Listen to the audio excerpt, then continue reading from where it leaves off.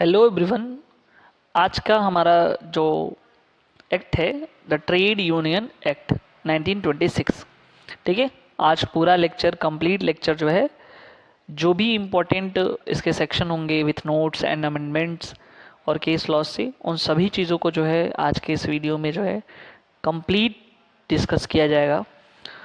खास करके ये जो हम बना रहे हैं, आज का हमारा जो टॉपिक है स्टाफ वेलफेयर इंस्पेक्टर के लिए है, जो कि रेलवे एग्ज़ाम में पूछा जाएगा। ये आप लोगों को पता है कि टोटल 13 से लेकर के 14 एक्ट्स आएंगे, जिसमें से हम कम से कम 2 से 3 एक्ट के बारे में हमने डिस्कस किया, जैसे इंडस्ट्रियल रिलेशंस रिलेटेड एक्ट है, industrial dispute act 1947, maternity benefit act को हमने डिस्कस किया, फिर स्टैंडिंग ऑर्डर को भी डिस्कस किया। तो ये हमारा चौथा जो है एक्ट होने वाला है। ठीक है। तो देखिए, सबसे पहले द ट्रेड यूनियन एक्ट्स क्या है, ट्रेड यूनियन का क्या मतलब है। ठीक है। अब देखो, कोई भी व्यापार कर रहे हो, कोई भी एम्प्लॉयमेंट है, कोई भी एस्टेब्लिशमेंट है, तो उसमें जो है क्या कोई भी एम्प्लॉयमेंट का रजिस्ट्रेशन जो है कराना रहेगा, तो फिर ये ट्रेड यूनियन एक्ट्स के थ्रू ही हो जाएगा। ये जो है एक organised group of workers who strive to help the workers in issues relating fairness to of pay, good working environment and working hours में। अब देखो यहाँ पे क्या है, सीधे सीधे बात कि यहाँ पे जो है ये बिल्कुल नहीं है कि केवल जो है लेबर से ही रिलेटेड जो है उनके हित के लिए बनाया गया है। यहाँ पे एम्प्लॉयमेंट वो जो एम्प्लॉयर का एम्प्लॉयर से हो, चाहे एम्प्लॉयर का वर्कर से रिलेटेड हो या वर्कर का वर्कर से, उन सब के लिए जो यहाँ प्रावधान है। तो कह रहे हैं कि एक ऑर्गेनाइज ग्रुप, अगर वर्कर की बात कर रहे हैं, जो हेल्प करता है, चाहे उनके पेमेंट को के फेयरनेस को लेकर के हो, या गुड वर्किंग इन्वायरमेंट को लेकर के हो, या वर्किंग आवर्स का इशू हो, उन सभी चीज़ों के बारे में जो है ट्रेड्स यूनियंस जो है अपना वो करता है। तो जो रजिस्ट्रेशन होता है ये इसी एक्ट के थ्रू जो है रजिस्ट्रेशन होता है।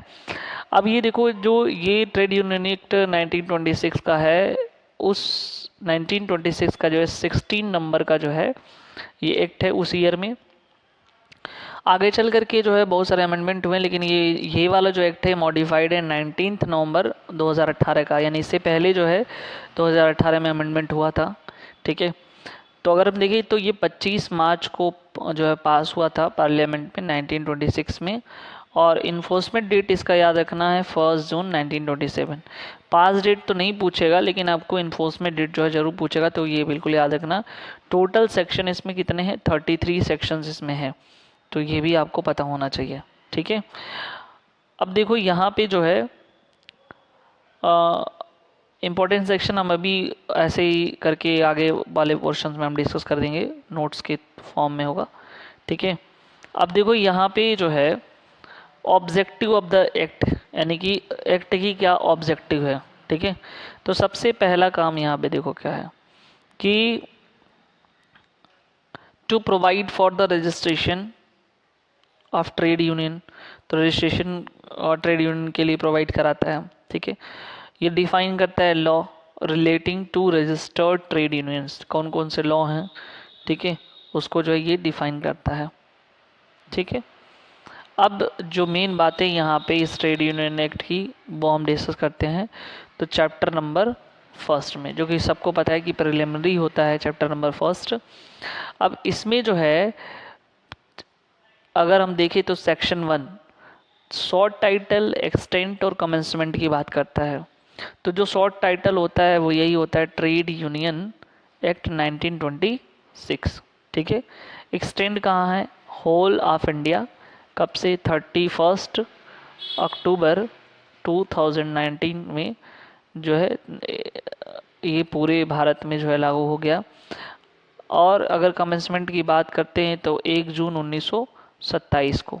यहाँ पे तो लिखा है it shall come into the force on such a date as central government में भी notification in the official gazette appoint. तो यही ऑफिशियल गैजेट में था। ठीक है। तो बस इतना ही आपको याद रखना है। डेफिनेशन क्लास में चले जाते हैं, तो सबसे पहले टू में ही डायरेक्टली अप्रोप्रिएट गवर्नमेंट की बात कर रहा है।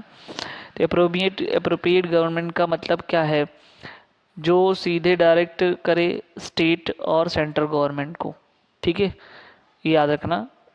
ट्रेड यूनियन अगर स्टेट में हो तो स्टेट जो है उसका अप्रोप्रिएट गवर्नमेंट हो जाएगा, और सेंट्रल में हो तो सेंट्रल जो है उसका वो हो जाएगा।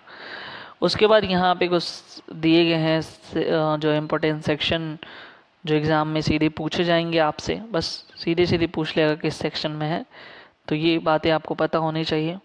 सबसे पहले देखो एग्जीक्यूटिव, ठीक है, तो 2A में दिया हुआ है, बी ऑफिस बियरर, सी प्रेस्क्राइब्ड है, डी रजिस्टर्ड ऑफिस, ई रजिस्टर्ड ट्रेड यूनियन, और ये जो है रजिस्ट्रार्ड की बात करता है, ठीक है। अब देखो यहाँ पे जो है ना, ये सारा जो भी है ये सीक्वेंस में दिया हुआ है, ठीक है, ये पूरा अल्फ़ाबेटिकल ऑर्डर में ही रखा हुआ है। तो पहले देखो जो है यहाँ पे अगर एग्जीक्यूटिव की बात करें 2A में, तो एग्जीक्यूटिव को बोलते हैं टॉप लेवल मैनेजमेंट, इसको बोलते हैं टॉप लेवल मैनेजमेंट, ये याद रखना, टॉप लेवल मैनेजमेंट, यहाँ लिखा भी है management of the affairs of trade union, ठीक है। उसके बाद जो है जब टॉप लेवल मैनेजमेंट हो जाता है तो फिर ऑफिस बियरर आ जाते हैं भाई, नंबर ऑफ एग्जीक्यूटिव्स में रहेंगे ना, तो ऑडिटर डज नॉट इंक्लूड, ये बहुत इंपॉर्टेंट है देखो यहाँ पे, ठीक है, कि ऑफिस बियरर में कौन नहीं आएगा, तो डज नॉट इंक्लूड ऑडिटर, ये इम्पोर्टेंट है क्योंकि यहाँ से क्वेश्चन आपसे पूछ सकता है। फिर उसके बाद जो है सी एग्ज़ाम में के ओरिएंटेड इम्पोर्टेंट नहीं है। डी देख लेते हैं रजिस्टर्ड ऑफिस के बारे में, ठीक है, तो रजिस्टर्ड ऑफिस जो ट्रेड यूनियन एक्ट में जो है रजिस्टर्ड हो, ठीक है। उसके बाद ई आता है रजिस्टर्ड ट्रेड यूनियन, तो ये बिल्कुल याद रखना, रजिस्टर्ड ऑफिस ये रजिस्टर्ड ट्रेड यूनियन है, तो इस एक्ट में जहाँ भी रजिस्टर्ड हो। एफ जो है रजिस्ट्रार की बात करता है, ठीक है, तो जो अप्रोप्रिएट गवर्नमेंट जो है सेक्शन 3 के अंडर जो है वो करता हो, नियुक्त करता हो, उसमें एडिशनल और deputy registrar of trade union आते हैं, ठीक है। इसमें कौन आता है, एडिशनल और deputy registrar of trade union, बस, ठीक है, ये याद रखना। उसके बाद और कुछ एक बच गया यहाँ पे 2G में जो है, 2G में ट्रेड डिस्प्यूट के बारे में बता रहा है। तो ट्रेड डिस्प्यूट क्या है, तो ये डिस्प्यूट रिलेटेड, देखो ये जो डिस्प्यूट होगा यहाँ मैं लिख देता हूँ,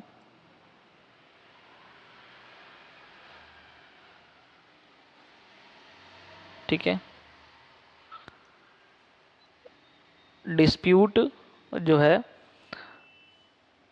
रिलेटेड टू, कैसा रिलेटेड मतलब रहेगा, रिलेटेड टू एम्प्लॉयमेंट,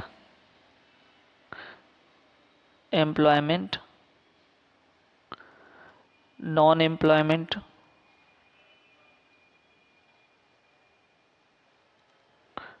फिर उसके बाद उनके टर्म का, टर्म ऑफ एम्प्लॉयमेंट, ठीक है, या कंडीशन ऑफ लेबर,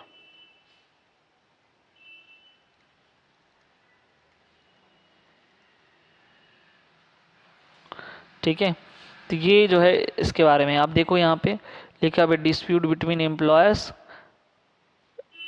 वर्कमैन और बिटवीन वर्कमैन एंड वर्कमैन, तो एम्प्लॉयर्स एंड एम्प्लॉयर्स का भी हो सकता है सब में, चाहे वो एम्प्लॉयमेंट से रिलेटेड हो चाहे नॉन एम्प्लॉयमेंट से रिलेटेड हो, ठीक है। एम्प्लॉयमेंट और कंडीशन भी हो सकता है, या labour of any person, workman means यहाँ पे बता रहे वर्कमैन का क्या मतलब है, ठीक है, बस इतना यहाँ पे ध्यान देना है। तो ये हमारे यहाँ पे ये जो हम ऊपर लिख दिए हैं कि dispute related to employment, non employment या टर्म ऑफ एम्प्लॉयमेंट और कंडीशन ऑफ लेबर, तो ये यहाँ पे इम्पोर्टेंट होगा, ठीक है। उसके बाद यहाँ पे आता है नेक्स्ट जो है 2H, ट्रेड यूनियन की बात करता है। तो 2H में जो है ट्रेड यूनियन क्या कहता है कि कोई भी ठीक है, यहाँ देखो टेम्पररी और परमानेंट हो सकता है। ठीक है, यानी कि कहने का मतलब ये है कि any combination formed by regulating relation. ठीक है, कौन सा रिलेशन की बात कर रहा है? वर्कमैन और एम्प्लॉयर का, वर्कमैन और एम्प्लॉयर्स के रिलेशन का, या वर्कमैन और वर्कमैन के रिलेशन का, या एम्प्लॉयर्स एंड एम्प्लॉयर्स के रिलेशन का। ठीक है, तो इनके बीच जो भी कॉम्बिनेशन होगा उससे संबंधित जो है ये जो ट्रेड यूनियन बनाएंगे। तो ये काफ़ी ज़्यादा इंपॉर्टेंट है। 2H मतलब ट्रेड यूनियंस। ठीक है, तो यहाँ पे देखो वही चीज़, provided in act shall not affect, किसमें इफेक्ट नहीं करेगा, तो इफेक्ट वाला ही इम्पोर्टेंट है यहाँ पे, बस आपको मेंशन करना है। देखो यहाँ पे ये वाला पोर्शन इम्पोर्टेंट है। ठीक है, कौन सा? Any agreement between partners as to their own business. यहाँ पे इम्पोर्टेंट है कि कोई एग्रीमेंट हो पार्टनर्स और उनके बिजनेस का, या any agreement between employer and those employed by him as to much employment. यहाँ भी मतलब ये है any agreement in consideration of the sale of goodwill, goodwill का सेल के कंसिडर वो एम्प्लॉयमेंट वो एग्रीमेंट हो, या बिजनेस का, या कोई इंस्ट्रक्शन कोई प्रोफेशन में हो तो उसके लिए। ठीक है, हैंडीक्राफ्ट हो तो यहाँ पे जो है लागू नहीं होगा। अब आ जाओ अपॉइंटमेंट ऑफ रजिस्ट्रार के बारे में देख लेते हैं कि कौन अपॉइंटमेंट करेगा रजिस्ट्रार का। ठीक है, तो यहाँ पे जो है सीधे कह रहा है कि अप्रोप्रिएट गवर्नमेंट जो है ऐसा काम करेगा, रजिस्ट्रार को अपॉइंट करेगा। और जो भी अप्रोप्रिएट गवर्नमेंट होगा वो या तो एडिशनल या डिप्टी रजिस्ट्रार को जो है ट्रेड यूनियन में अपॉइंट करेगा। ठीक है, तो उसके पास पावर होगा कि एक्सरसाइजिंग और डिस्चार्जिंग का। ठीक है, under the superintendence and direction of registrar. ये चीज़ आपको ध्यान में रखना है।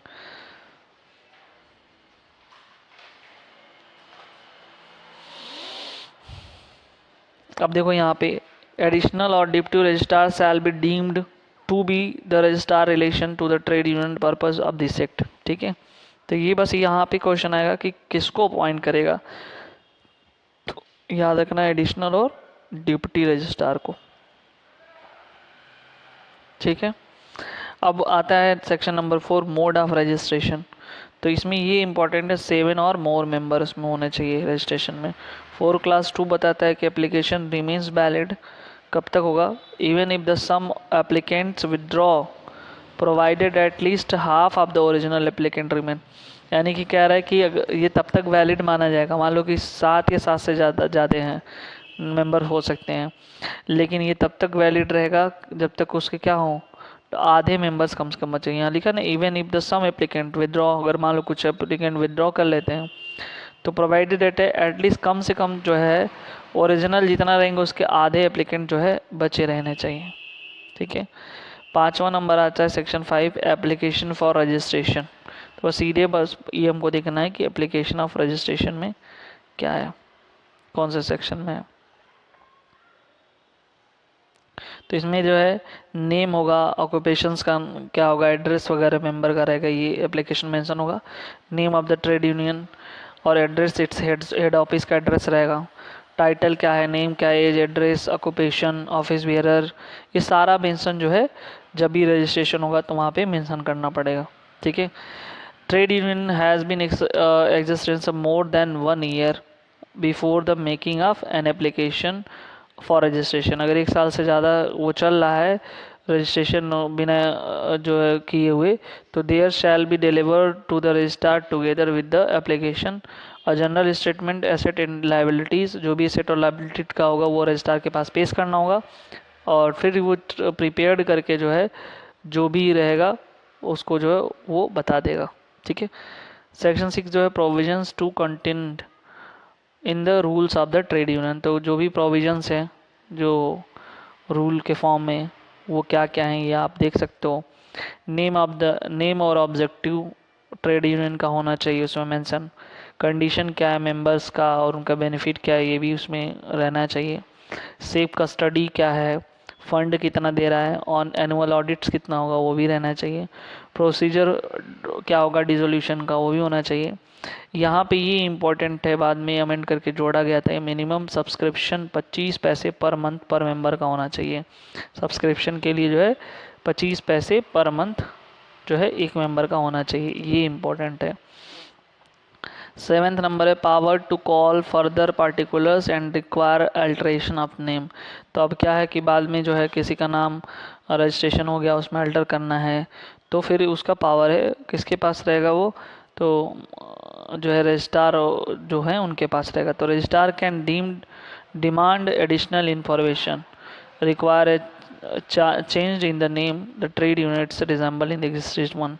तो बस इतना ही है, चेंज करने का पावर होगा और कुछ नहीं इसमें। उसके बाद देखते हैं यहाँ पे नेक्स्ट रजिस्ट्रेशन जो है सेक्शन 8 में है, बस इतना ही आपको याद रखना है। 9 में सर्टिफिकेट ऑफ रजिस्ट्रेशन है, तो जो एविडेंस होगा कॉन्क्लूसिव एविडेंस माना जाएगा। कैंसिलेशन ऑफ रजिस्ट्रेशन सेक्शन 10 में है, तो कह रहे कि अगर कोई फ्रॉड हो गया, मिस्टेक या ऑब्टेनिंग द सर्टिफिकेट, तो वहाँ पे क्या होगा, कैंसिलेशन हो सकता है रजिस्ट्रेशन का। या वायलेशन ऑफ प्रोविजन, किसी प्रोविजन का जो है प्रोविजन का इस एक्ट में क्या हो रहा है वायलेशन हो रहा है, तभी कैंसिल हो सकता है। या कोई केस एग्जिस्ट कर रहा हो ट्रेड यूनियन पे, तो भी जो है कैंसिल हो सकता है। रजिस्ट्रार मस्ट गिव, रजिस्ट्रार क्या कर सकता है, उसको 2 महीने की नोटिस देगा, बिफोर कैंसिलेशन क्या करेगा 2 महीने की नोटिस देगा। अगर ऐसा हो सकता है फिर अपील का भी प्रावधान दिया गया है, ठीक है, सेक्शन 11 में। बस इतना ही याद रखना, क्या होगा सेक्शन 11 के तहत जो है उसको अपील का भी प्रोविजंस दिया गया है, ठीक है। तो अपील कहाँ होगा, तो कह रहा है हाई कोर्ट में, ठीक है, यहाँ पे सीधे हम लिख देते हैं, अब इतना पढ़ने की ज़रूरत नहीं है, ठीक है। Appeal can be made of, कहाँ पे होगा,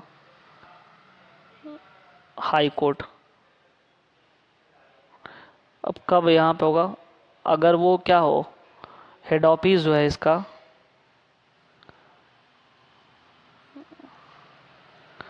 प्रेसिडेंसी टाउन में हो,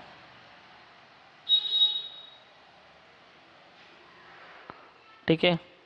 और उसके बाद सिविल कोर्ट होगा, बाकी अदर एरिया में जो है वो कहाँ होगा, सिविल कोर्ट होगा इसका, नॉर्मल एरिया में। यहीं पे भी देख लो लिखा हुआ है साफ साफ, ठीक है। कैंसिलेशन अगर हो गया तो अपील कहाँ करेगा, head office of the trade union is situated in the limit presidency town to the high court, ठीक है। और उसके बाद जो है civil court of the original jurisdiction as the appointed government may appoint the behalf of the area. तो ये वाला आपका, तो यही बस याद करना सिविल कोर्ट और हाई कोर्ट अगर हेड ऑफिस प्रेसिडेंसी एरिया में है तो।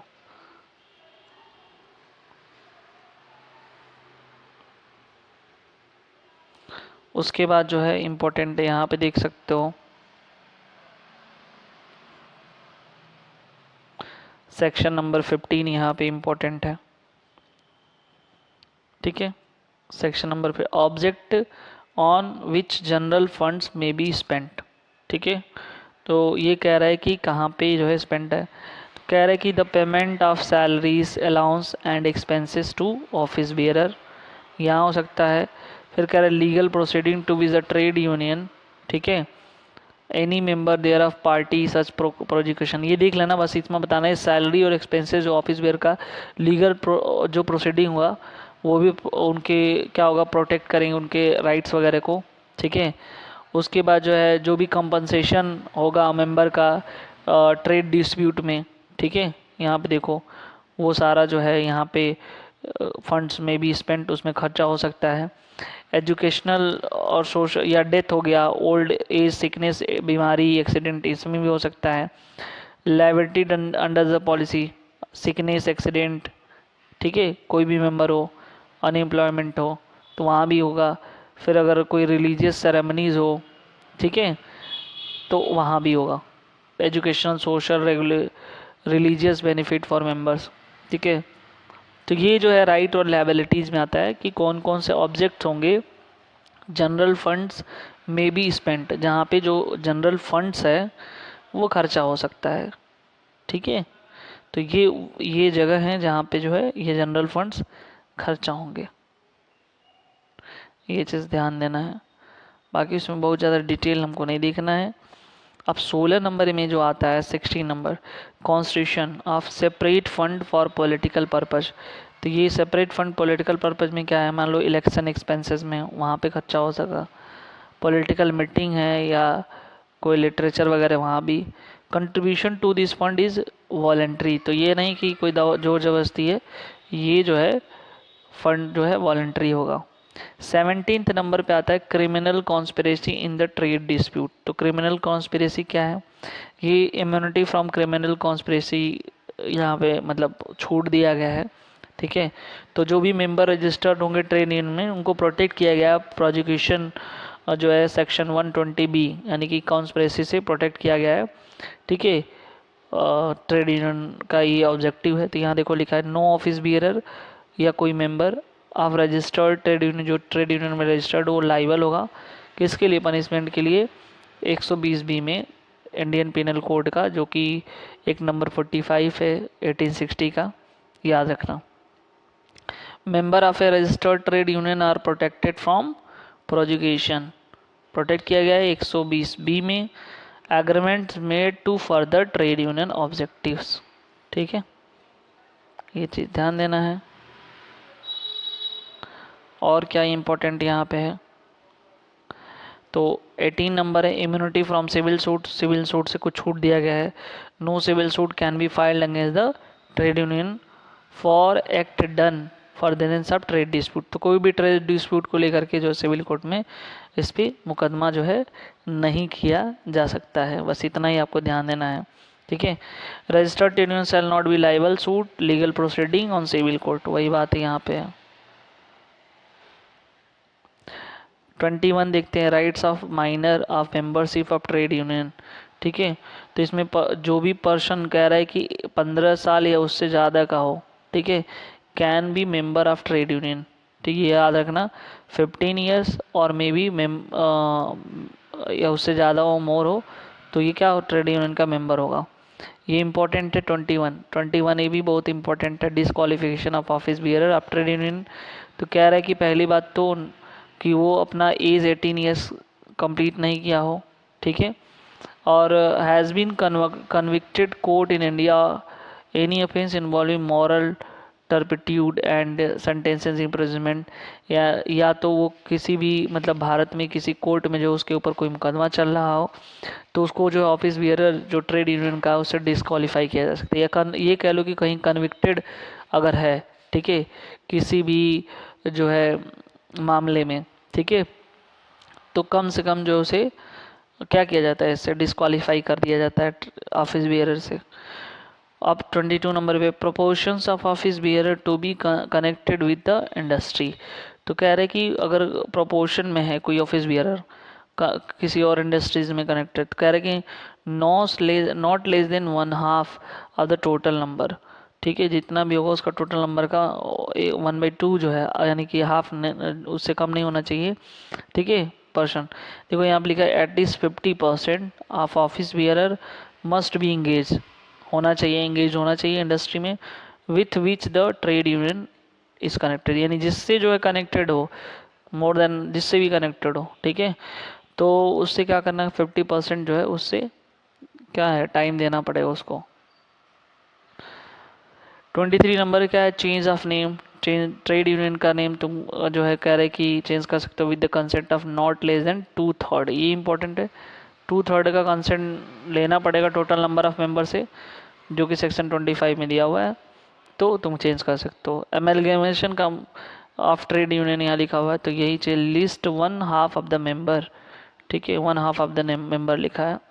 अगर एमलगेशन करना हो कुछ, trade union can change the name और amalgamate with other with consent 2/3 member, ये 2/3 मेंबर,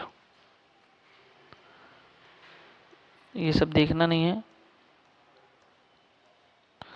आ जाओ 27 में डिजोल्यूशन की बात करते हैं, ठीक है। तो क्या है इसमें, बस इतना समझना कि जो नोटिस होगा वो 14 days send the registrar with in 14 days, notice distribution must be send in 14 days. देखो 7 मेंबर्स हो वो तो ठीक है, विद इन 14 डेज वो क्या करेगा, डिस्ट्रीब्यूशन के रजिस्ट्रार पर नोटिस भेजेगा। ठीक है, उसके बाद यहाँ पे ऊपर रिटर्न्स वगैरह का इम्पोर्टेंट है नहीं। चैप्टर नंबर 4 में आते हैं, पावर टू मेक रेगुलेशन। क्या पावर है, तो अप्रोप्रिएट गवर्नमेंट के पास कुछ रेगुलेशन है। पहले रजिस्ट्रेशन प्रोसीजर का पावर है, ऑडिटिंग अकाउंट का है, इंस्पेक्शन ऑफ डॉक्यूमेंट्स का है, ये सब कर सकता है। पब्लिकेशन ऑफ रेगुलेशन बस ऐसे ही याद कर लेना। Regulation some so made shall be published on the official gazette, publication shall have effect then act। ये कुछ इंपॉर्टेंट नहीं, बस इतना पब्लिकेशन ऑफ, तो ये बता रहे कि ऑफिशियल गैजेट में क्या होना चाहिए, प्रकाशित होना चाहिए। ठीक है, चैप्टर नंबर 5 में 31 फेलर टू सबमिट रिटर्न, अगर फेल हो गया, ठीक है, तो ऐसे केस में ये इंपॉर्टेंट है, फाइन लगेगा 5 रुपये का, डिफ़ॉल्ट होगा तो। एडिशनल फाइन जो है अगर रहेगा, कॉन्टीन्यूटी अगर बनी रही डिफ़ॉल्ट की, तो 5 रुपया पर वीक जो है उसका होगा, और मैक्सिमम 50 रुपये तक फ़ाइन हो सकता है। ठीक है, उसके बाद जो है supplying false information recording trade union, अगर कोई फॉल्स इन्फॉर्मेशन सप्लाई किया जा रहा है तो 200 रुपये का जुर्माना लगेगा। बस इतना ही आपको याद रखना। कॉग्निजेंस ऑफेंस क्या है, तो प्रेसिडेंसी मजिस्ट्रेट उसको देखेंगे, और magistrate of the first class, ये दोनों इनके वहाँ जो है सुनवाई होगा।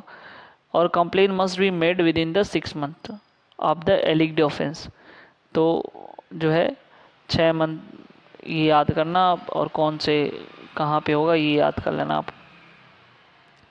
अब एक अमेंडमेंट है 2018 का, ठीक है, 19 अक्टूबर में हुआ था। ठीक है, तो ये बस याद करना, उससे पहले भी हुआ था लेकिन वो इम्पोर्टेंट नहीं। सिंप्लीफिकेशन ऑफ रजिस्ट्रेशन प्रोसेस, ठीक है, जो है ये बताता है। फिर डिजिटलाइजेशन ऑफ रिकॉर्ड को डिजिटल, जो भी डॉक्यूमेंट वगैरह होंगे डिजिटल कर दिया जाएगा। इनहांस पेनल्टीज़, तो ये वाला जो मैंने बताया कि फ़ाइन जो है 5 रुपये पर वीक, ये इंपॉर्टेंट है। ठीक है, ये तो नहीं पूछेगा लेकिन ये पेनल्टीज़ आपसे पूछ सकता है।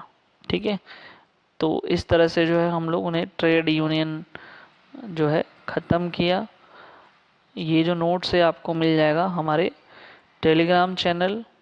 ठीक है, आप जुडिशरी सर्च करना या कॉर्पस जुरिस करके, तो वहाँ पे मिल जाएगा, वहाँ से आप इसको जो है देख सकते हो। ठीक है, 19 नवंबर का ये 2018 का। तो ट्रेड यूनियन एक्ट 1926 ख़त्म हुआ। ठीक है, चैनल में नए व्यूअर्स हो तो सब्सक्राइब जरूर कर लो, लाइक कमेंट और शेयर करना ना भूलें। मिलते हैं नेक्स्ट वीडियो में। Thank you so much.